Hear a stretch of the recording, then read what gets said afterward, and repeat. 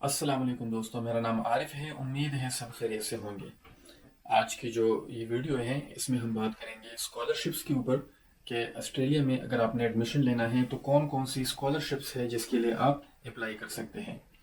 तो सबसे पहले ये याद रखिए कि ऑस्ट्रेलिया में दो मेजर इंटेक्स होती हैं इंटरनेशनल स्टूडेंट्स के लिए। एक फिब और दूसरा जुलाई में। अगर आपने फिब में एडमिशन लेना है, इस इनटेक में आपने अप्लाई करना है, तो आपकी जो एप्लीकेशन है वो जमा होगी अक्टूबर से दिसंबर के दरमियान। और अगले साल फिब के आखिर में या मार्च के स्टार्ट में आपकी क्लासेस शुरू हो जाएगी या आपकी जो यूनिवर्सिटी है वो स्टार्ट हो जाएगी। जो दूसरा इनटेक है वो जुलाई इनटेक है। और जो आपकी एप्लीकेशन की डेडलाइन होती है तो अप्रैल से जून के दरमियान आपकी एप्लीकेशन जमा हो जानी चाहिए या हो जाती है। और आपकी यूनिवर्सिटी स्टार्ट होती है, आपका इनटेक स्टार्ट होता है लेट जुलाई में, जुलाई के आखिर में नॉर्मली 25 जुलाई या इसके बाद जो है वो स्टार्ट हो जाता है। अब जब आपके पास ये इन्फॉर्मेशन है कि आपने कब अपनी एप्लीकेशन जमा करनी है, यूनिवर्सिटीज़ में आपने अप्लाई करना है, तो उसके बाद आपके पास स्कॉलरशिप्स की जो ऑप्शंस हैं, तो काफ़ी सारी ऑप्शंस हैं। उसमें से जो मेजर है वो हम आज इस वीडियो में डिस्कस करेंगे।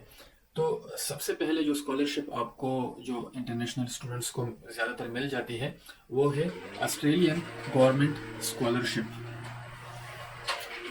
ये मेरा हमसाया घास काट रहा है और ये 4 दफ़ा वीडियो मैंने स्टॉप की है, इसके बाद भी अब उसकी आवाज़ फिर आ गई है। तो इसके साथ जो है गुजारा करें, ये सुने, इसको भी, इसके शोर को भी सुने। एनीवेज, पहले नंबर पे है ऑस्ट्रेलियन गवर्नमेंट स्कॉलरशिप्स। और इंटरनेशनल स्टूडेंट्स के लिए जब आप एप्लीकेशन जमा करते हैं तो वहाँ पर आपको जो है डिफरेंट ऑप्शंस नज़र आती है कि आपकी स्टडी किस तरह से फंड होगी। तो वहाँ पर आपको ये एक ऑप्शन भी नज़र आएगा, आप इसको सेलेक्ट कर सकते हैं। और अगर आपको ये स्कॉलरशिप मिलती है तो इसमें आपका जो ट्यूशन फ़ी है वो भी एग्जम्प्ट होता है और आपको स्टाइपेंड भी मिलता है। अच्छा, दूसरे नंबर पे आप किस यूनिवर्सिटी में अप्लाई कर रहे हैं तो लाजमी एक्सप्लोर किया करें और उस यूनिवर्सिटी के स्पेसिफिक वो पेज पे जाके, स्कॉलरशिप्स के पेज पे जाके, जो इंटरनेशनल स्टूडेंट्स के लिए जिन पे डिटेल मेंशन होती है जहाँ पे, तो हर यूनिवर्सिटी डिफरेंट स्टूडेंट्स को डिफरेंट जो है वो स्कॉलरशिप्स देती है। तो अगर आपको लगता है कि उसमें आप एलिजिबल हैं तो आप अप्लाई कर सकते हैं। फॉर एग्जांपल वो किसी स्पेसिफिक फील्ड में भी वो स्कॉलरशिप्स जो है वो ऑफर करती है। इसके अलावा कुछ नीड बेस्ड स्कॉलरशिप होती है और कुछ डिफरेंट यूनिवर्सिटीज़ में प्रोजेक्ट चल रहे होते हैं जिनके लिए उनको लोग चाहिए होते हैं, तो वो स्कॉलरशिप भी आप अप्लाई कर सकते हैं। तीसरे नंबर पे और जो मोस्ट इम्पोर्टेंट है, जिस पे मैंने ज़्यादातर स्टूडेंट्स देखे हैं कि उनको ये स्कॉलरशिप मिल जाती है, तो वो है रिसर्च स्कॉलरशिप्स। अब इसमें डिफरेंट किस्म के स्कॉलरशिप्स है रिसर्च के लिए, जिसमें एक है international post graduate research scholarships और IPR इसके नाम से ये ज़्यादातर लोग इसको जानते हैं। अगर आपको ये स्कॉलरशिप मिल जाती है तो ये दो चीज़ें आपकी कवर करती है। एक, आपका हेल्थ इंश्योरेंस, आप जब ऑस्ट्रेलिया आते हैं तो आपको कवर लेना पड़ता है, परचेज करना पड़ता है आपके एंटायर स्टे के लिए। जो अपफ्रंट आपकी पेमेंट होती है यानी कि आप उसको परचेज करते हैं, तो एक जो हेल्थ कवर है ये आपकी एग्जाम्प्ट हो जाएगी, ये स्कॉलरशिप उसको कवर करेगी। और दूसरा कि जो आपकी ट्यूशन फ़ी है वो सारी एग्जाम्प्ट होगी, आपसे ट्यूशन फ़ी यूनिवर्सिटी नहीं लेगी अगर आपके पास ये स्कॉलरशिप होता है। दूसरा जो स्कॉलरशिप है रिसर्च स्कॉलरशिप्स में, उसको हम कहते हैं RTP, research training program scholarship. Okay, और उसमें जो है आपको आपकी फ़ी एग्जाम्प्ट होती है और आपको स्टाइपेंड भी मिलता है। अब इसके अलावा एक और स्कॉलरशिप है जो चौथी टाइप है, फोर्थ टाइप है, उसमें डेस्टिनेशन ऑस्ट्रेलिया स्कॉलरशिप, जैसे कि इसके नाम से जाहिर है। तो ये उन लोगों को ये स्कॉलरशिप दी जाती है। आप फॉर एग्जांपल अप्लाई कर रहे थे ऑस्ट्रेलिया में एडमिशन्स के लिए और आपका जिस यूनिवर्सिटी में एडमिशन हो गया है वो किसी रीजनल एरिया में है, गांव में है या बाहर सिटी में नहीं है। लिखा होता है, आप चेक कर सकते हैं कि आया यूनिवर्सिटी रीजनल में है या नहीं है।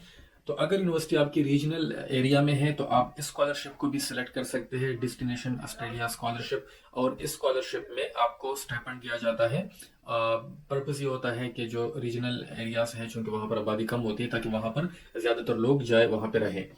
तो ये जो स्कॉलरशिप्स है ये मोस्ट इम्पोर्टेंट है। मैं रिपीट कर रहा हूँ, Australian government scholarship, university specific scholarships, depend करता है आप किस यूनिवर्सिटी में अप्लाई कर रहे हैं। इसके बाद रिसर्च स्कॉलरशिप्स, जिसमें IPRS international post graduate research scholarship और RTP research training program scholarship.